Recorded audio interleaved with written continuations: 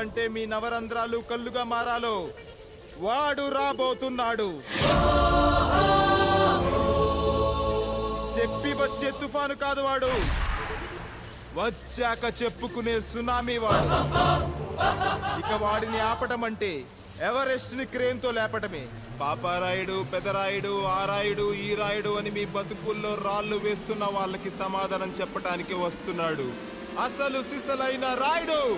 So I'm presenting you the one and only Android. Android Android Android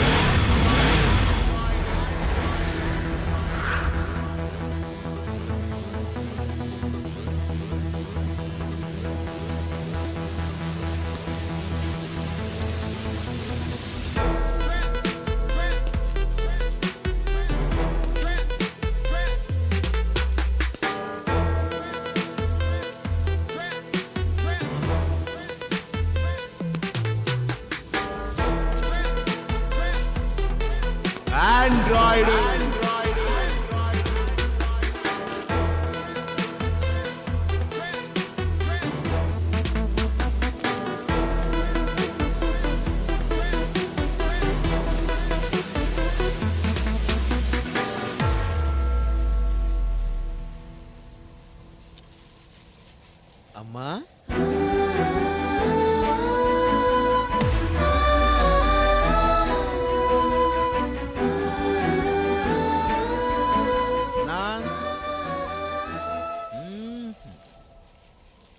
నాన్న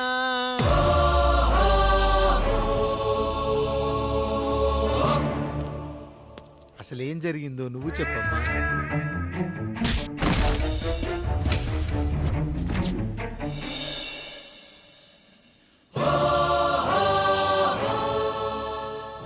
ఏరా పెదరాయుడు, త్రికాలాత్రక ఓరి ఓరోరి ఆపరా నీ ఉన్మత్త గార్తాబారవాలు.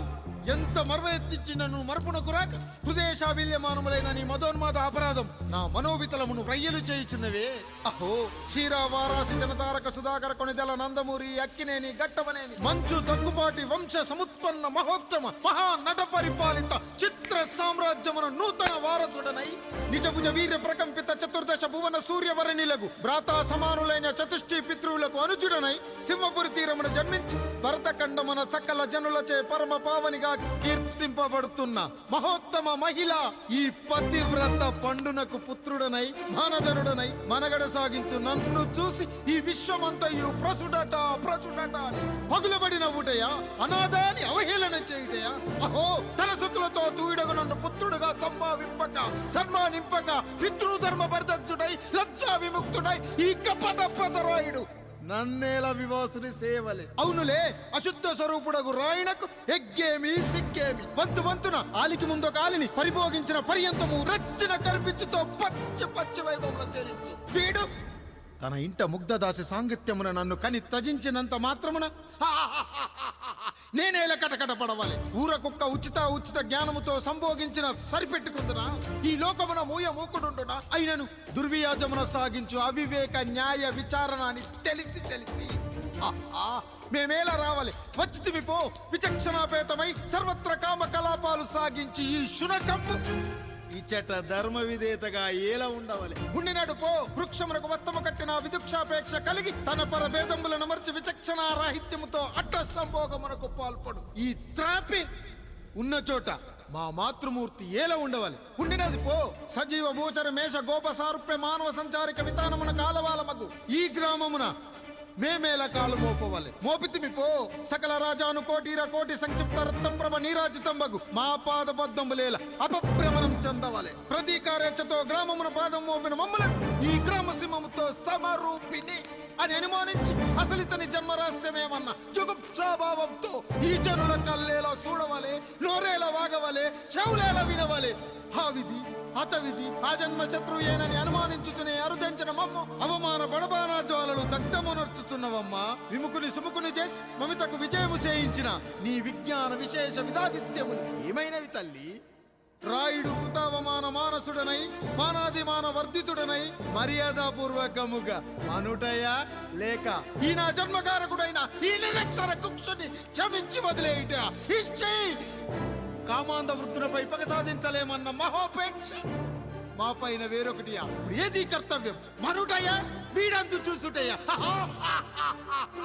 రాయుడు, నీకు క్షమాభిక్ష పెట్టుటకు మా అంతర్కరణం అంగీకరించుటలేదే. ఈనాయందు ప్రవహించు రుధిరము నీదే కదా, నీదే అని విర్రవీగుతున్న ఈ జనం, ధనం, భోగం, యోగం నీ నుంచి అపక్రమించి నిన్ను వివస్థలో గావించి మార్గ పదమధ్యమున సంసర్గముగ్ధుడ గావించదను. Pedarayudu, time is over. ఆయన రైట్ టైమ్ స్టార్ట్స్ నౌ.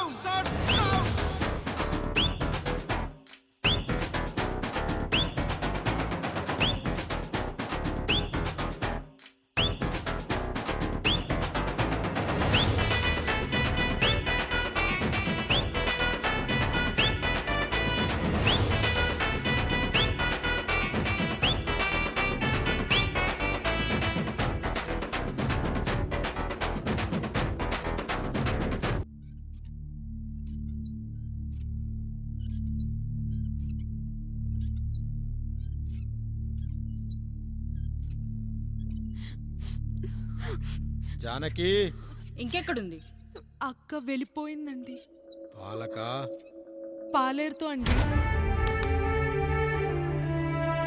వెళ్లే ముందు ఉత్తరం రాసిచ్చింది, చదవమంటారా? ఏముంది అక్కడ చదవడానికి? మీ మనసులో చాలా మంది ఆడవాళ్ళకి ఖాళీ ఉందేమో కానీ బెడ్రూమ్ లో మంచంలో మట్టికి ఖాళీ లేదండి, అందుకే పోతున్నా అని రాసుంటది. అంతేనా? వదినా, నువ్వుండు. ఉమ్మా అమ్మా, ఎంత పరువు తక్కువ, ఎంత పరువు తక్కువ! ఎవరి గదులో వాళ్ళు తలుపులేసుకోమని కేకలేశారు, మరిది గారు చెయ్యేశారని తరిమేశారు. పరువు ప్రతిష్ట మన ఇంటికేసిన సొన్నం అన్నారు. తీరా చూస్తే పని మంచితో సరసం, సంతానం. హ!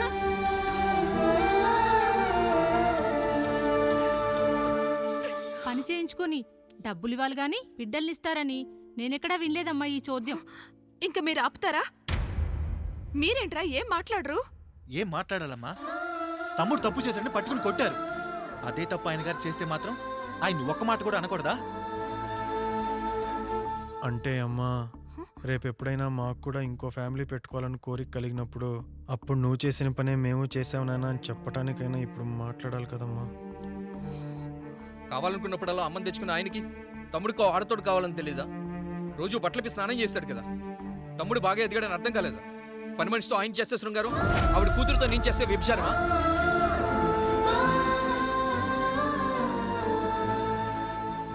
మాట్లాడవేంట్రా కాముడు? నువ్వు కూడా నా చొక్కా పట్టుకొని అడగరా? బాబుగారు, అడగరా? అడుగు. నా భార్యకు పుట్టిన బిడ్డ నీ పోలికలతో పుట్టాడు, ఏం చేసావని అడగరా? బాబుగారు, అడుగు. ఏమడగమంటారు బాబుగారు? నాకు మీ తమ్ముళ్ళకున్నంత జ్ఞానం లేదు. మా ఇంట్లో ఉండేది నలుగురు, కానీ బాత్రూంలో ఉండేది సబ్బు బిళ్ళ ఒక్కటే. నేను స్నానం చేసిన తర్వాత నా భార్య కూడా ఆ సబ్బుతోనే స్నానం చేస్తుంది. నా భార్య ముట్టుకుందని సబ్బు బిళ్ళ మీద కోపడతామా? ఆ బిళ్ళ కరిగే వరకు, మా మురికి వదిలే వరకు మీరేనయ్యా మా సబ్బు బిళ్ళ. మీ గేదెల్ని కడిగితే తప్పులేని నా పిల్లాని చేతులు మిమ్మల్ని ముట్టుకుంటే మాత్రం తప్పుంటున్నారే. వీళ్ళ ఉద్దేశంలో మీరు పశువు కంటే హీనమనా? ఏమిటి అన్యాయం? నా వరకు ఆ బిడ్డ నా దేవుడిచ్చిన ప్రసాదం. అది పూజారి ఇచ్చాడా ఇంకోటి ఇచ్చాడా నాకు అనవసరం. అయినా పూజారి పొంగలి పెట్టకపోతే దేవుడి మీద కోపం ఎందుకయ్యా? ఏమో, మా కోసం చెమట చిందించి పనిచేసే ఈ కాముడికి నేను చెమటోడ్చి ఒక బిడ్డను ప్రసాదిద్దామని మీరు అనుకున్నారేమో. ఇందులో కూడా నా మంచే కదయ్యా మీరు ఆశించారు. కానీ వీళ్ళు మీ ఔన్నత్యాన్ని ఎప్పటికీ అర్థం చేసుకోలేరయ్యా, అర్థం చేసుకోలేరు. అయ్యా, ఈరోజు మీ పెళ్ళాం పాలేరుతో వెళ్ళిపోయి ఉండొచ్చు, మీ బిడ్డలు ఈరోజు మిమ్మల్ని తిట్టచ్చు. కానీ ఈ కాముడు మిమ్మల్ని ఎప్పుడూ వదిలిపెట్టడు. మీ చావును ఈ కళ్ళతో చూసే వరకు మిమ్మల్ని వదిలిపోడయ్యా, వదిలిపో. మీరే మా దేవుడు, మీరే మా దేవుడు.